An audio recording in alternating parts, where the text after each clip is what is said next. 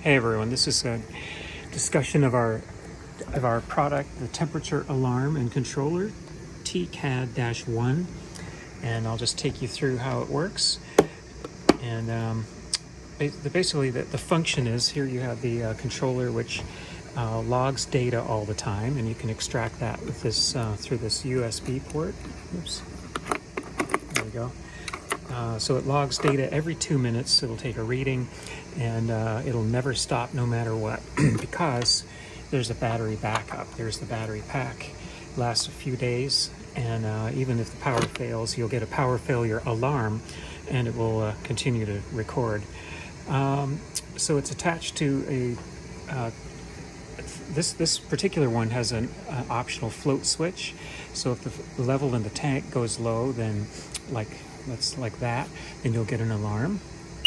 So that's saying we'll just silence the buzzer, and each alarm indicates what it is: liquid level, temperature in range, a system fault, and out of range temperature. So we'll just set this back to set the float switch so it's at the proper level. Here's your thermocouple probe. This one's, they're available in 4-inch increments. We have really small ones like this, or you can hook up any thermocouple actually. This is more of a, maybe used for ovens, has a quicker response, but it takes any thermocouple. This is K-type that we use, but it takes RTDs. Basically any thermocouple made it will accept, and actually will follow the wiring. So it's this armored stainless steel jacket here. And if you follow it all the way up, it connects to these terminals on the temperature control module. And that's this one, and we always sheath ours in Teflon. I don't know if you can see the tip of that, but this has a Teflon jacket, so impervious to any chemical. And this mounting bracket is just an example. This is, one for one type. Maybe for your application, a flat plate might work better, or maybe you have a different idea. But anyway, let's put it through a couple of cycles. Right now, the temperature, will remove the dust cover from the module, and right now it's set for 75 degrees, and we can change that to 75, well, just by pressing the buttons, or that can be locked out. I'll show you that a little later. But anyway, what I'll do is just kind of hold the tip of the thermocouples where it's actually measuring, and will cause an alarm. From the factory, we set it, the upper and lower alarm, for 80 degrees is the high and 70 is the low, just so it can be tested at room temperature. But I'll take you through that too, how we set that, and also a deviation alarm. So but right now, as soon as it gets over 80, it's going to alarm. Or there's actually a hysteresis of 0.2 degrees from the factory. So there's our alarm. Again, we're going to silence it. And there's actually a snooze alarm feature that you can enable or disable. It's right here are some dip switches, and you can see the first one is enabled. So it's going to actually, there's a 60-minute snooze alarm, or 0 if the switch was to the left. So right now the snooze alarm is enabled. Even though it's been silenced, it will ring every 60 minutes. So now we're just waiting for it to come back into range. And when it does, you'll get there it is, a beep to let the operator know that it's back in range. So let's talk about these buttons on the front here. We have the buzzer idle. So this is used for shutting down the tank at night. So if you basically, if you don't want any alarm, some tanks are shut down at night, and if you don't want an alarm, this will silence the buzzer from alarming perpetually. There's still some functions where it will chirp just to notify you when it goes in or out of range, but it's not going to annoy janitors at nighttime by ringing all the time. When you want to reactivate the tank, maybe on a Monday morning after a weekend, you hit active, and then it's not, even though it'll be out of range initially, it'll climb up to until it's in the temperature range. It'll give you a chirp, but it won't it won't alarm from the minute you push this button all the way up to the when it gets into temperature range. So let's discuss some of these options here. We have the other features. There's a relay right here, or where you connect the a relay output to wire maybe to a building alarm system or some other a cellular dialer or whatever else you want. And this second dip switch controls the delay. So let's get a pointer here. This is the battery power on or off. Right now the battery is off actually, so we'll switch it to on. So actually these should all be set to the left from the factory, except the bottom one's not used. Actually, let's just demonstrate the battery function now. So let's say there's a power failure. We're going to just unplug the main power to the unit, and it lets you know right away that there's a power failure. System fault, see inside for more detailed explanation. And it's these LEDs here, so you can see power failure. So and we can silence that like so, but it's going to continue to alarm every 60 minutes. It will give you another alarm. And notice, actually, here we go, another fine point. There's no temperature in or out of range. This is the only time where there's no temperature indicated because it just to conserve power. We know there's a fault, and it's probably the temperature is going to be out of range, because if there's a power failure, then the tank heater is not going to be functioning. But anyway, it's recording data nevertheless. So we're going to plug this back in. So that's the battery backup feature. It also checks for some of these other failure modes are low battery. If it monitors the battery every 12 hours, and if it's low, then that's another alarm. We have a clock fault. Here's the clock. It's set from the factory, and the setting is pretty intuitive. It's it tells you right here how to set it. I'll go into detail on that a bit later. Some other faults, temperature controller communication. So if this, I don't know, something was to happen, if this communication was interrupted, again, you'd have the yellow warning light.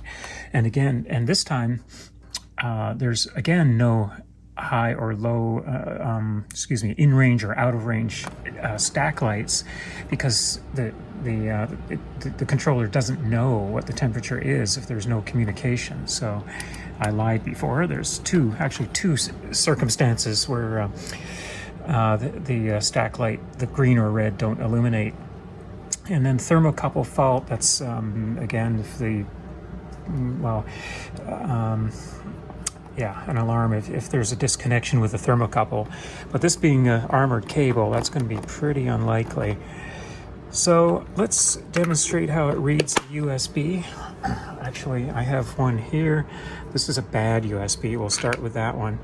I don't know what's wrong with it, but anyway, we'll plug it in, and immediately it tells you that there's a USB fault. Okay, so let's try a good USB flash drive. And this one's reading properly. Okay, so now we'll extract the data. I'm going to plug that into my computer.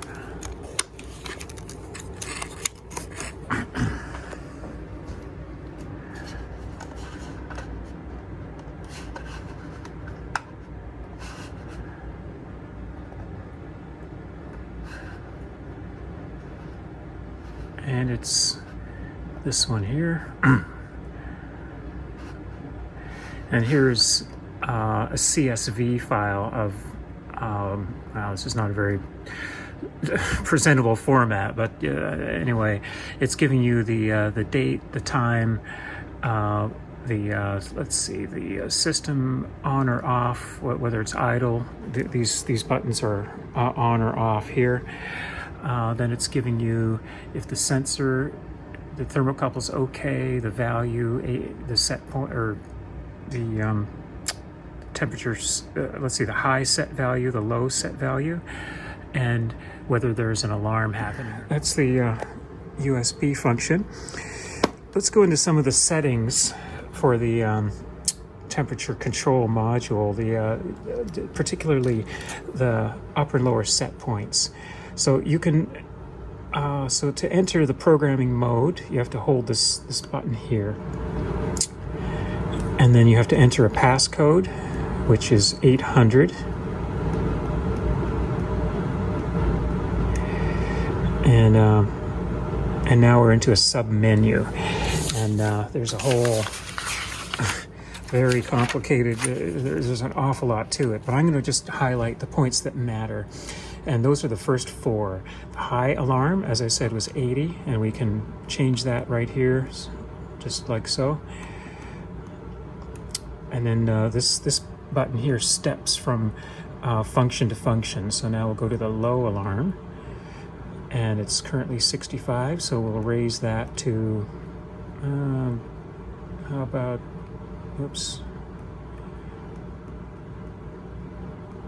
70. So the alarm, it'll produce an alarm if the temperature gets outside of, it gets lower than 70 or higher than 80. That's pretty easy to understand. But it's the next alarms, the deviations, that give you some extra functions. Here we have the high deviation. I'll just silence that. Oh, actually, you know what? It might be lower than the low. I'm not sure which alarm until I exit. Well, let's do that. Let's see. Hold it for 2 seconds, and it's under 70 degrees right now, and I just set the low alarm to 70, so that's why it's alarming. So I'll go back in instead of, I'm just going to warm it up so it doesn't alarm, so we'll try to get it back into range. All right, so it's into range for now. Now we have a high deviation. So what this means is if the temperature is higher than the set point by 20 degrees, you'll get an alarm. What I'm going to do is I'm going to set it to a low value so that we'll set it for, how about 5 degrees? No, we'll set it for 3 degrees. And then we'll exit. So now the temperature is 74, so it's in range. It's higher than 70, lower than 80. But since the set point is 75 and the deviation is set for 3, now if I take it, it should alarm at 78 because that's a 3-degree deviation from the set point. So I'm warming it up with my hand, and we'll take it up to 78 and see it alarm.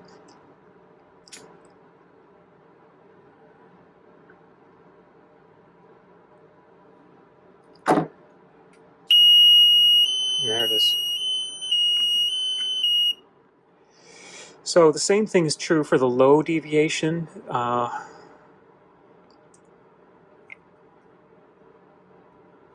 800.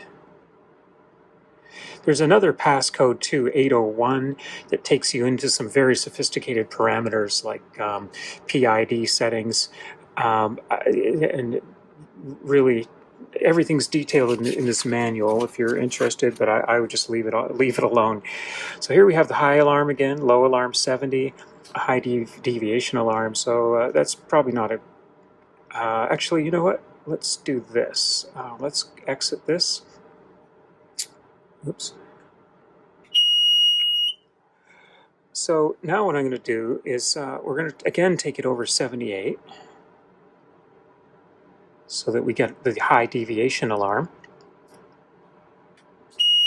So there's the alarm. Silence. But now, whoops, I keep knocking that. All right, so it's over 78. We have an alarm. So what I'm going to do now is adjust the temperature downward to 73, and that actually, let's go all the way to 70. Yeah, 73. All right, so now we've set the deviation, high deviation is still at 3 degrees, and the temperature set point is 73. So if we take it up over 76, we should get a deviation alarm. So I'm warming it up now.